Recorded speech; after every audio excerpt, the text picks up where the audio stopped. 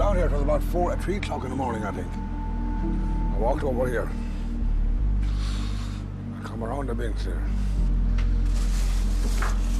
I was looking for some duties. I put a black bag out like that. And I done that. And I thought there were 2 fish. I said there were 2 big salmon or something. And I opened the bag. And there they were, a pair of woman's legs. That's what I think.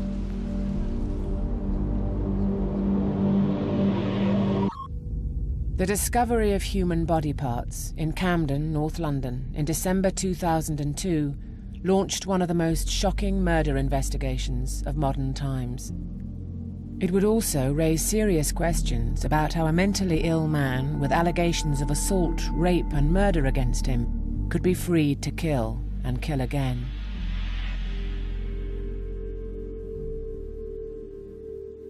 As I remember, the week had been relatively quiet, but it was a Monday morning and I received a call probably about 9:45, 9:45, to say that some suspected human remains had been found in a bin in the Camden area of northwest London.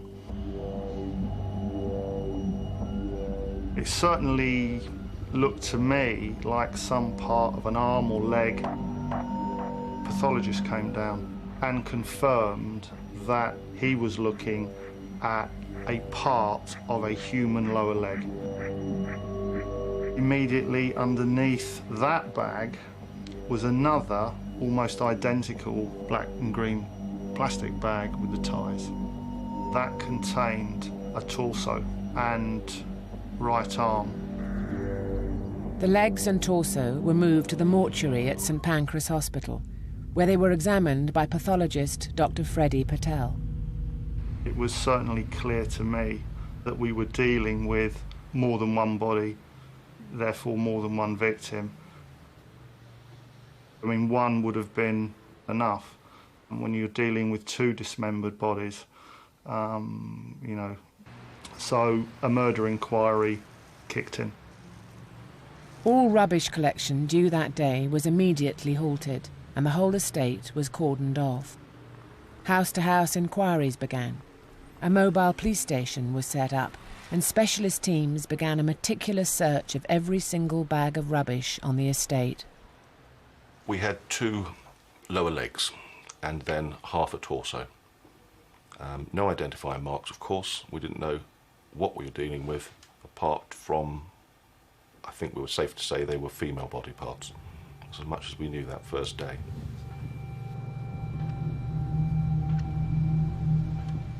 When that happened and the place was raided, basically, and everything was sealed off, you know, then you think, what's going on here? It's only when I come home here one day and I see all the hoardings and all that round. And it was just neighbours who's been all chattering about it and talking about it, and the pressing and out the pub and all that business. So I got a headache over it. It drove me around a twist for a few weeks. We have no hands, no heads. We've got small body parts that we're still looking for. So we had to consider the drains. But then just across the road from Royal College Street, we've got the canal, and that would be an ideal place to lose some body parts if you so wish to.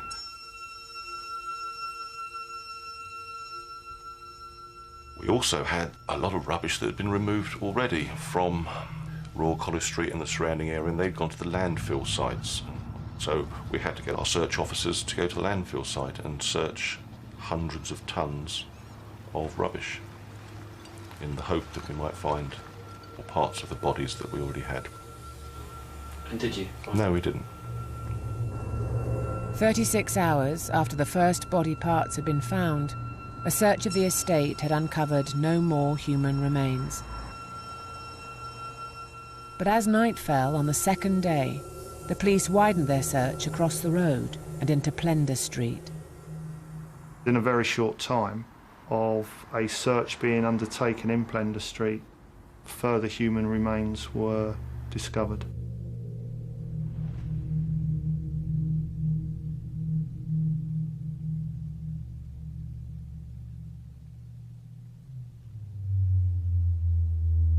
They'd been dismembered very carefully and probably with a great deal of precision and a great deal of thought. That was a torso, right arm, left arm and a foot. There was nothing panicky about the way that these victims had been dismembered. Suspicion on the estate quickly focused on one man. There's a lot of neighbours in that estate that were happy to tell us that they thought a chap called Mr. Hardy living at number 4 was a strange individual. His comings and goings, different hours of the day and night with different ladies, and they suggested we should be looking in that direction. When the police asked me if there were any suspicious people living, any people that were a bit undesirable, whatever, the only person I could think of was Mr. Hardy. He was a person of interest. You know, I couldn't put it any more strongly than that, because there was nothing to suggest at all that this individual had been involved in any way in what I was currently investigating. But I did know him through something that had happened a year before. I had a structured plan of how I was going to adopt my house-to-house strategy. What I wanted was proactive entry. When the time came to knock on Mr. Hardy's door, the police doubled their manpower and were prepared to break in. But the door was unlocked. The door is ajar, basically like this. As we come in, we've got the bathroom on the right here. Straight in front of us, the locked bedroom door, and along the bottom is the set of what appears to be tracksuit bottoms or something similar to that. We don't know what we're going to find when we open the door.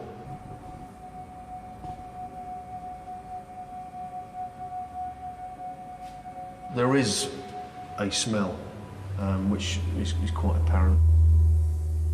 The uniformed officers force the door open.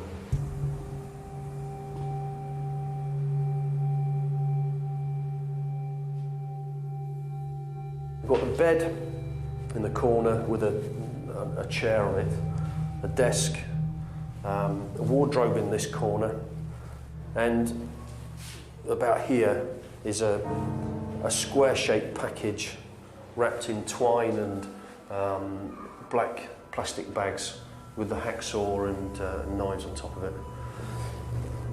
It's quite apparent that that package is likely to be a human torso.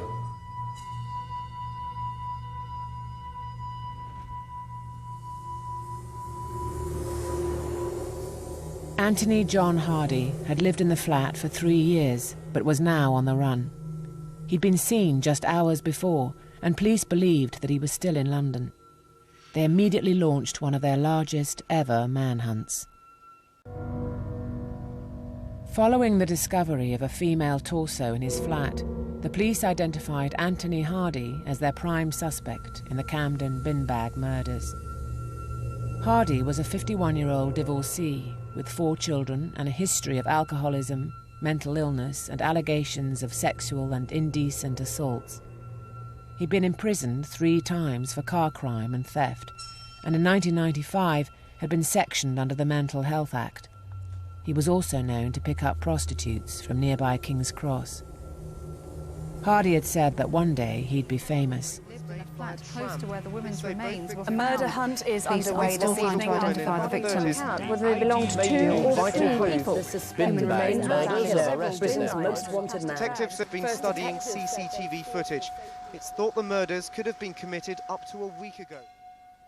The police began a massive search for Hardy. As part of the manhunt, they also searched through hours of CCTV footage from the estate, from hospitals, and from Hardy's local supermarkets. We've had people ringing us and saying, I have seen that man and he's around the area. And we were quite confident that he was still around the area. Why he hadn't left, I don't know. We alerted a number of local hospitals because he needed medication. We didn't think he'd travelled too far because most of his medication that we could see was still in the flat. We didn't think he had a car. Hardy was taking 7 types of medication to treat his diabetes and manic depression. He was also an outpatient at St Luke's Mental Hospital in North London. Anthony Hardy was known to us and the services from 1995 and had various contact with different aspects of our services in the intervening years. I think there were concerns that he had bipolar disorder, where he may be subject to mood swings, elation, or even lower mood. I don't think it was that clear that there was very active concern around that aspect of his condition, because for quite a long period he appeared to be well and was recovering and doing well. I suppose we all have neighbours, acquaintances, people we see, and we look at them and think, well, he or she's a bit strange. You almost don't go beyond just that initial feeling. And certainly, even if you think that about somebody, you don't automatically think, well, he or she is strange, so he or she is obviously a mass murderer or a serial killer.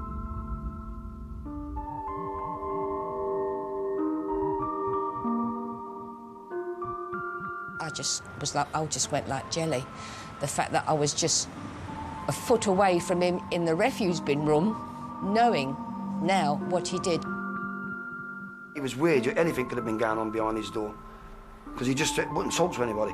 They're strangers to me, the likes of him. You know, these new people moving in there and these block. They didn't come from around here. As they searched the flat, the police also got their first major lead.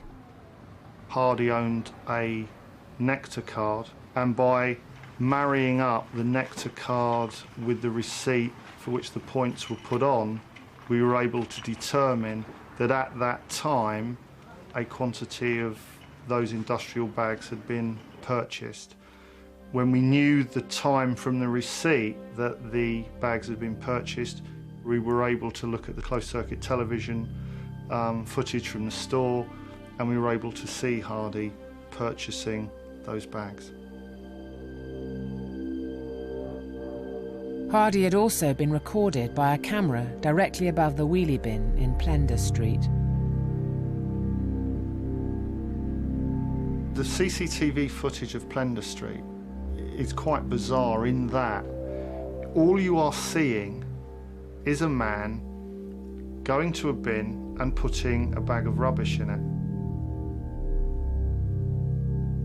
When you watch it, you are watching a person with a bag that contains part of a human being, nonchalantly putting it into a wheelie bin and walking away. We knew from the CCTV footage at the University College Hospital that Hardy had changed his appearance. That photograph was released and I think was front page news the next day. And everybody was talking about it because his picture's been in the newspaper. And then they asked me that if that was the guy I served, and I said yes, it was him, because he had the same cap. After 2 days on the run, Hardy was recognised by a retired policeman in a secluded smoking room in Great Ormond Street Hospital. The door opens and walks Mr. Hardy, carrying his worldly goods and chattels with him. Sits down in the corner behind my sons, finished a cigarette, and it's time to go back to the ward, and walking back. My son says to us, "Did you see that guy that came in?" I said, "What, the bin bag man?" He said, "Yeah." He says, "It is him, isn't it?" I said, "I think so." And he says, "What are you going to do about it?" And I said, "I'm going to do bugger all about it." Yeah, I said, "We've got enough trouble on the plates at the moment." And as we're walking along towards the lift, he says, "You've got to do something about it." I said, "Oh, fair enough," and I'll go along to security. And he's actually sitting reading the paper with the actual story on it. I says, "This guy here," I said, "he's sitting downstairs." And there was quite a large turnout of the constabulary that night. Yeah.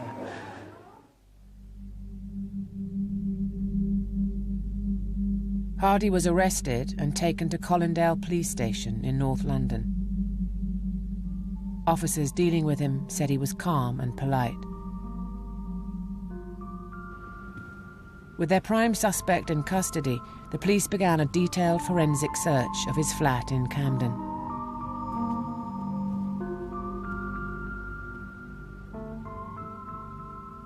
It didn't look a conventional residence, but maybe there's a bit of bias in that because I know what else was in there. The flat itself was quite unkempt. It was not a pleasant place to be or live. The kitchen, in its normal state of plates hadn't been washed and food around. But then if we go into the lounge, there in the centre, a couple of televisions, all perfect order, like a shrine, and that's exactly what I believe it was, Mr. Hardy's shrine, which was made up of all these 70 or so pornographic videos and the televisions that he used to watch them. We have DNA opportunities nowadays which are so helpful. Expensive, but helpful. In an attempt to discover what had happened in the flat, the police employed a cutting-edge forensic system called luminol. Luminol is a process that, when it's applied to surfaces and objects, will show us whether or not there has been blood there. The luminol work actually showed us blood virtually all over that flat, from the bathroom where probably they may have been whatever washed or whatever happened, where bits may have been put into bags. There were drag marks all the way into, I suppose, for want of a better word, the dismemberment room. The enormity, the absolute enormity of what that man did becomes so apparent. The heads and the hands of both victims were still missing, but DNA samples from the first torso identified her as Bridget McLennan, a 34-year-old woman who lived in Camden and worked as a prostitute. The other torso, found in Hardy's flat, had breast implants with unique serial numbers. The body was identified as Elizabeth Vallad, a Nottingham woman who'd been working the streets in King's Cross. The police came in and they just said, "We think we may have some bad news for you. We think that, we found, we think your daughter's been murdered."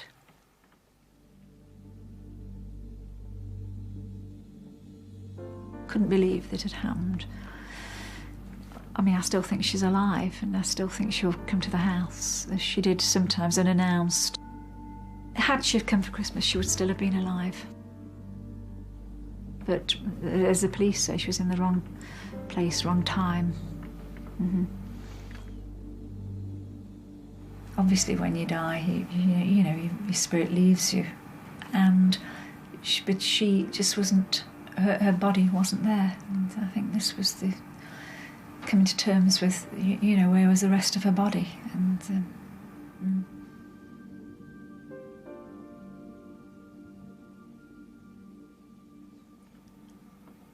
I think that's, to think,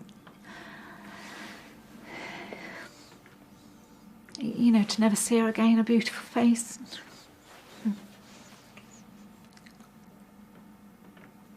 No, it is, you never come to terms with it.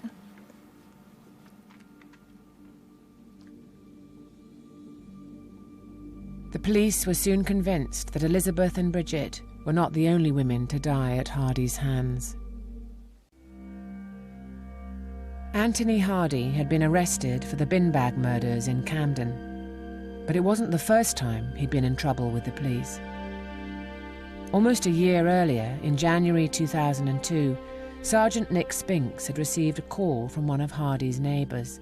A lady rang to say that her front door had been graffitied, so we went there. And when we got there, we went in and had a chat with her and reported the criminal damage. The graffiti appeared to have been signed at the bottom with the letter T. Acid had been poured through the letterbox, and some of it had been spilt on the outside. And the footprints led from there straight to an address that we went and knocked on the door of. And although I'm sure there was somebody at the time, there was no answer to the door when we knocked. We went back to the address an hour or 2 hours or so later and knocked on the door again. And after a short while, the door was answered by Tony Hardy. He wasn't pleased to see us. We asked him a few basic questions about the damage upstairs, and having denied it initially, he admitted to it. It was a hands up, effectively, as far as he was concerned, to the criminal damage.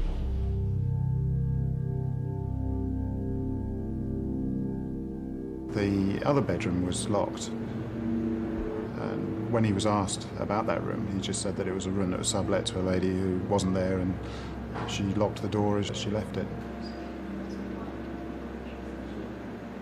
We started to pack our bits and pieces and take him out. He did ask to wear an anorak, which wasn't unreasonable because it was cold. I searched it, and in the middle of the anorak, in the lining, I found a key. The officer that was with me took the key, copper's curiosity. He checked to see whether or not the key fitted the door that we'd previously established belonged to a flatmate, and sure enough it did. The door was opened. I looked into the bedroom, and there was this naked corpse on the bed with a towel over its head. So when I looked back at Mr. Hardy, he was sat down. He was sweating profusely. His mood had changed. He denied or acknowledged that he knew anybody was in there. And at that point, he was arrested for murder. The most striking thing about Sally was that on the wall behind her was clearly blood on the wall, which then came down the wall to where her head was lain on the bed. But then we find some clothing in the room as well, and that is Sally's clothing, and that upper top has a hood on it, and that hood has blood inside it, where one would expect to find blood if that hood was on Sally's head when the injury was caused. So I would deduce that Sally was wearing that when the injury was caused, and since death it's been removed from her. And I merely asked myself why. To the police, the evidence seemed overwhelming. Sally's body was in a locked room, and Hardy had hidden the key. On the floor was a bucket of warm water and a sponge. There was a bite mark on her right thigh, and police believed this was caused by Hardy. Blood from her head wound covered the bed, and she appeared to have been posed with her face covered. The police sent the body to pathologist Dr. Freddie Patel for a post-mortem. The cause of death was given as coronary heart disease, which we can refer to as natural causes, certainly not suspicious, and so to that extent we were told there isn't a case for us to investigate. Suspecting murder, the police took the rare step of requesting a second post-mortem. Once again, Dr. Freddie Patel concluded that death was by natural causes, adding that there were no marks of violence. At the brief inquest into Sally's death, the coroner stated that there was no evidence of foul play or third-party intervention. The police were forced to drop the investigation.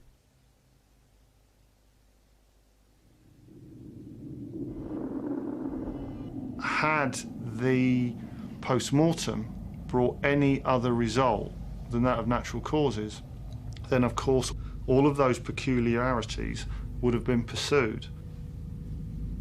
He was dealt with for the damage that had initially led the officers to his flat. I get paid to investigate unexplained deaths, suspicious deaths, murders, not deaths by natural causes. All those decisions are important decisions which are not made by me. They're made by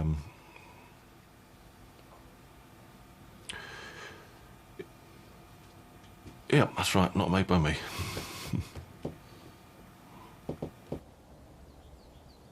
Hardy was returned to the care of St Luke's Mental Hospital in North London and sectioned again under the Mental Health Act. Staff found him to be a model patient, charming, cooperative, fully engaged in all aspects of his care and treatment program. And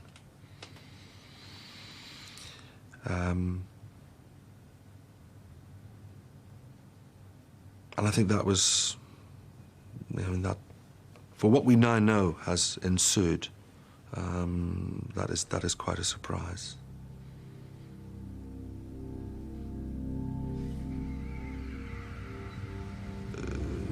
Staff have said to me that they found his presence to be one of kind of creepiness, kind of a vague sense of evil and misdoing, but charming, cooperative, and so on, nonetheless. As the investigation went on, we learnt more about his medical treatment, and it became apparent that the consultant treating him believed that he was a danger to women and a danger to prostitutes. Hardy was regularly allowed to leave St Luke's on day release. Unknown to the hospital, in August 2002, he took a train out of London, raped a prostitute, and was back before curfew. When a person does have day leave, this is specified in terms of what time the person will leave the ward, where they will be going, and what time they will be returning. Now, of course, it is possible that an individual could choose to say, well, I'm not going to where I said I was going, jump on a train and go somewhere else. If we don't know and we subsequently discover that we've been lied to, there's very little we can do about that. Hardy's doctors were concerned that he should not be released. His doctor at St Luke's, Ian Collis, gave 6 warnings that he was vulnerable to relapse, posed a high risk of violence, and that women and prostitutes are at particular risk. Dr. Collis knew that in 1982, Hardy had frozen a bottle of water and clubbed his wife's head while she slept. He then dragged her to a bath and tried to drown her. For years after their divorce, he stalked her, hid microphones in her house, and told a psychiatrist that he wanted to kill her. More recently, there were numerous allegations by other women of sexual assaults, attacks, and a rape. Despite all this, Hardy's release was imminent. When someone is detained under the Mental Health Act, they have a right of appeal. On the first occasion, around about May 2002, there was a hearing, and it was considered that sufficient improvement had not been made, and there were still good grounds to continue detention. There was a later hearing in November. An experienced panel of 3 heard and considered the appeal, and on this occasion they thought substantial improvement had been made, sufficient to discharge him from section of the Mental Health Act. The panel concluded that while Hardy was mentally ill, he also had a natural human right to be treated in the surroundings which will encourage and support his own efforts. An opinion was asked for from the Forensic Mental Health Services, which was a fairly detailed account of the entire history of this man. This detailed report on Hardy warned that he had an untreatable personality disorder, adding, "There is strong evidence of risk of reoffending, and he's likely to cause others serious physical or psychological harm." But when the panel met to discuss Hardy's case, this report was lying unopened in the post room. It had been there for 2 days. That report wasn't available for the managers in their hearing, and it's questionable as to whether it would have made any particular difference. Hardy was released from section on November the 4th. The Mental Health Trust failed to tell the police that they'd let him out. Why has he come back here when he's had a dead woman in his house for so long, whatever happened? Camden Council should be aware of their history, and if not, why not? Because they are living amongst ordinary residents on the estate. Over the next 8 weeks, Hardy's behaviour spiralled out of control. He kept his weekly appointments at St Luke's to collect medication, but he also went secretly to University College Hospital and was prescribed Uprima, an alternative to Viagra. He wrote to prostitutes asking for dominant sex, saying he was independently wealthy and looking for a special relationship. And he walked to nearby King's Cross and picked women up on the streets. King's Cross is a slime place. There's pimps, drug dealers, prostitutes. Shit. It's a shit place to be. Because when you go with a punter, you not only got to watch yourself with the punter, you've got to watch the drug dealers, the other girls. Shit. King's Cross is shit. Meet some right freaks out there. Total freaks. They want to beat you or stupid sex. He was seen around Camden, taking pictures of women in bars and licking the sofas, saying he liked the leather. He watched videos of simulated rapes and advertised for a female lodger. In mid-December, he travelled to the Midlands to be massaged by a woman called Sarah, who says he raped her. As he was raping me, he was crushing me and stopping me to breathe, wheezing all of the air out of me. His whole chest was pushing it down. He was getting off on the fact that he was trying to kill me. And at that point of ejaculation, his eyes, something I cannot describe, the look in that guy's eyes. I knew if I didn't move that second, I'd be dead. 5 days later, Elizabeth Vallad's boyfriend, Neville, saw her for the last time on the streets of King's Cross. Liz was getting bored.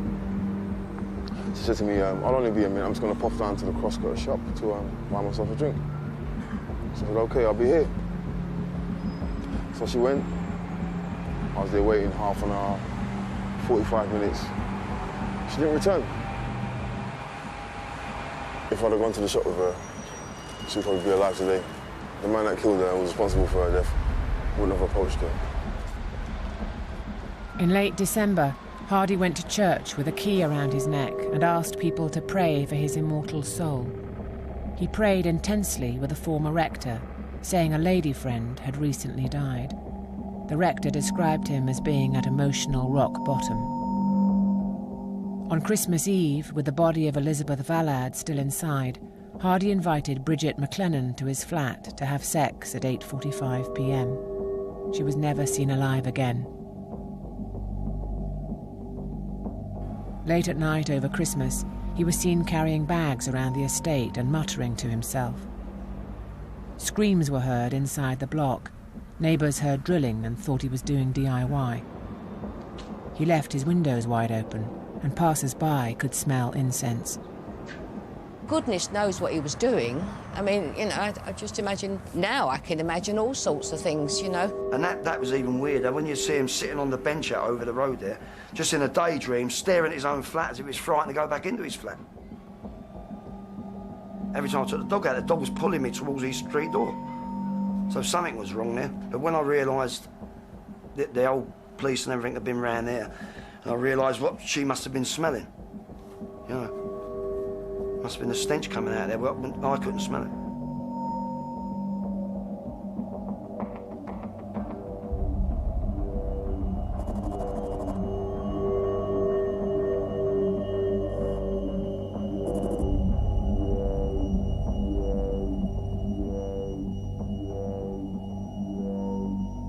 If anybody had said to me that this man was dangerous, then I'm fairly clear lots of other people would have known as well.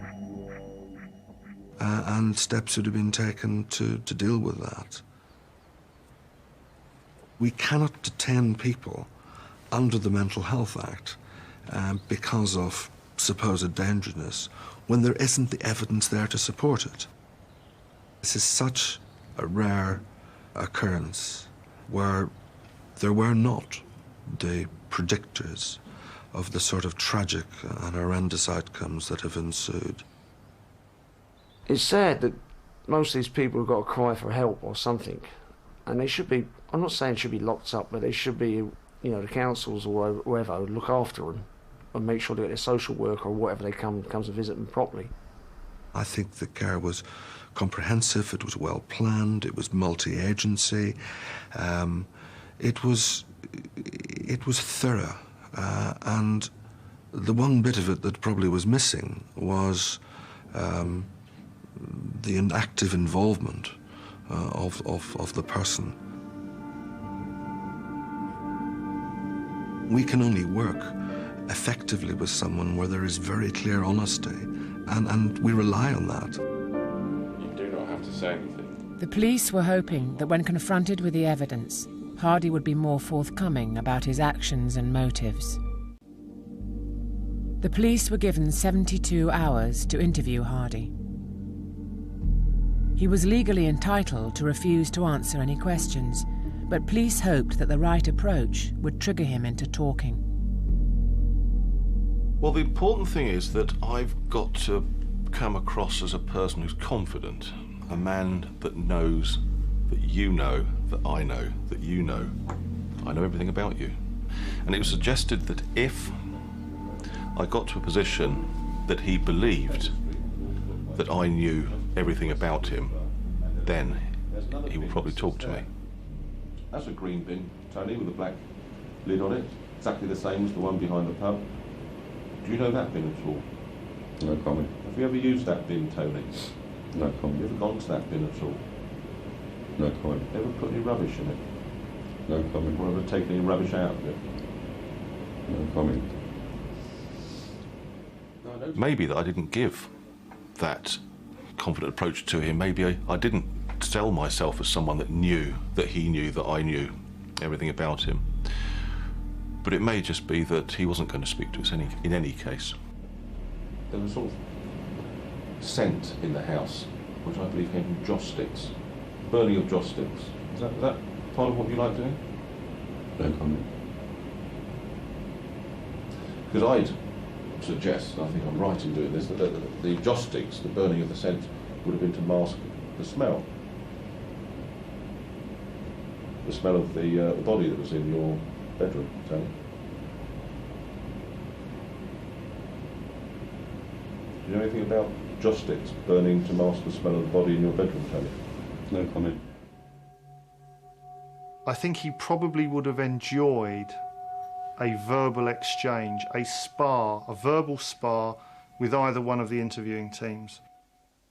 You know, he had a solicitor present, and I don't blame the solicitor at all, who had given him her view and her advice, which was to say nothing. If you have someone who is being vigorously advised that a no-comment strategy is their best strategy, and interventions such as my advice to you as my client would be not to, it is your decision.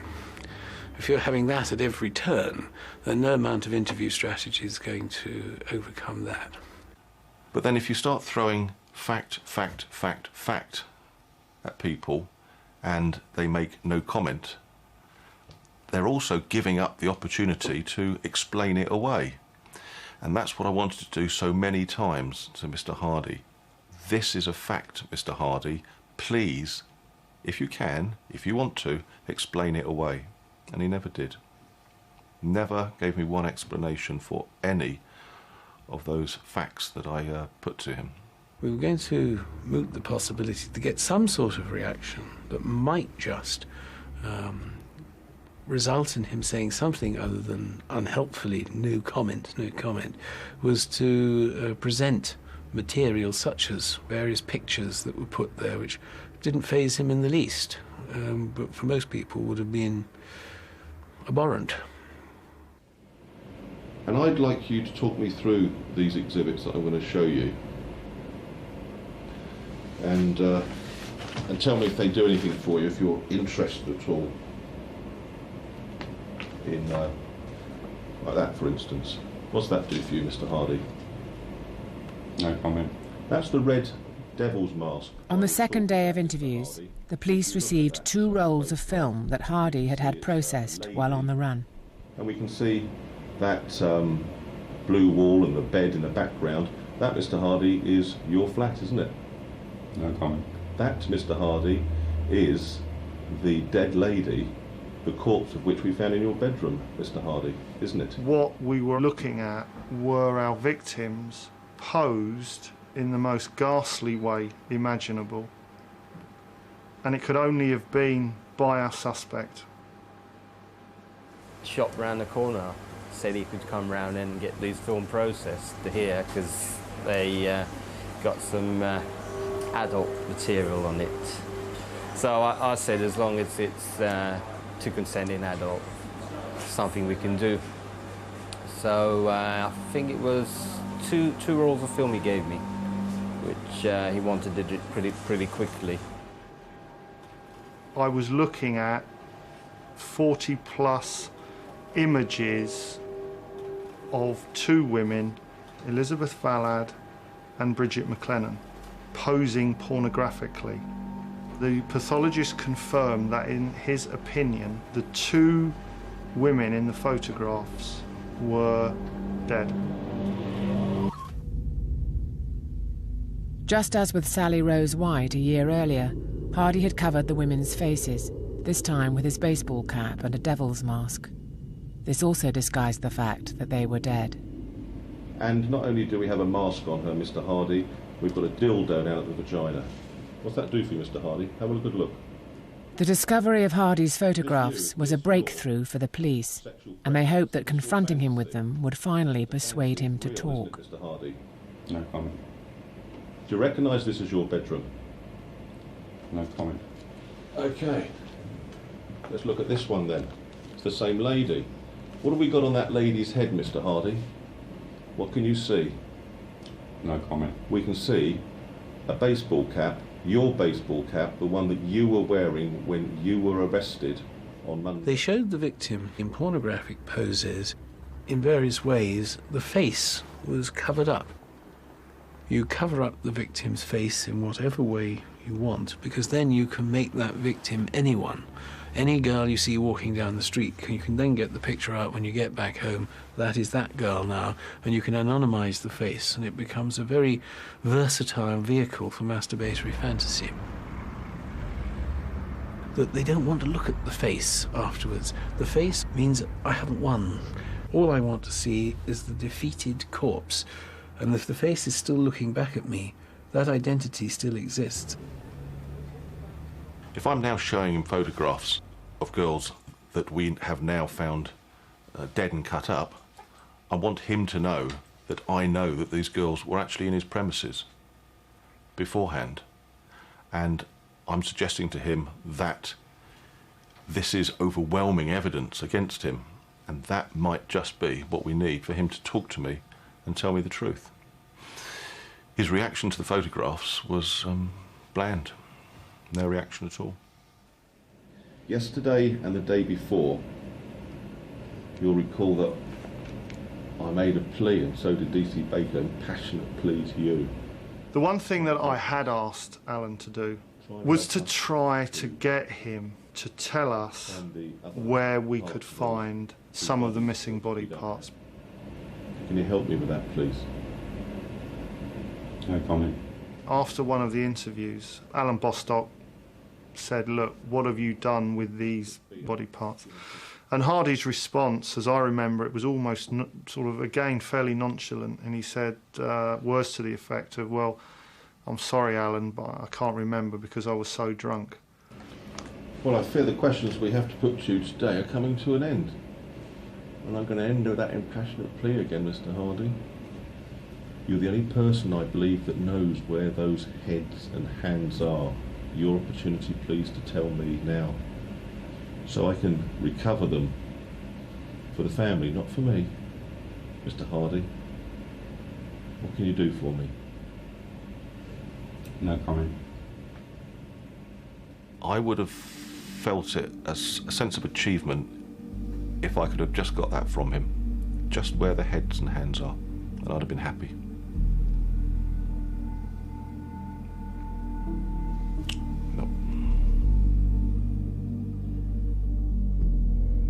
On the first day of his trial, Anthony Hardy pleaded guilty to all 3 murders and was given 3 life sentences. The Strategic Health Authority launched an inquiry into why he was released from hospital, and the police are investigating Hardy's activities over the past 20 years. They're also examining the DNA of another unidentified woman that was found in his flat. Hardy is still refusing to answer any police questions. I'd be surprised if he gave a complete, full and frank account of his motivations. And that don't mean it's not there. It means that he won't be wanting to tell us. I think I feel very angry, you know, that this man, who was obviously a very highly dangerous man, he was allowed to be considered to be okay, not mad, not bad, and he's allowed out of the mental hospital. I don't know how these people feel, what makes them work or makes them tick, or what the pleasure is they derive from it. So I can't actually go there. All I can do is stand back and say, I just don't understand how people can do that. It's possible that, certainly distinctly likely, that we didn't know the whole picture. There wasn't the full sharing of what was going on.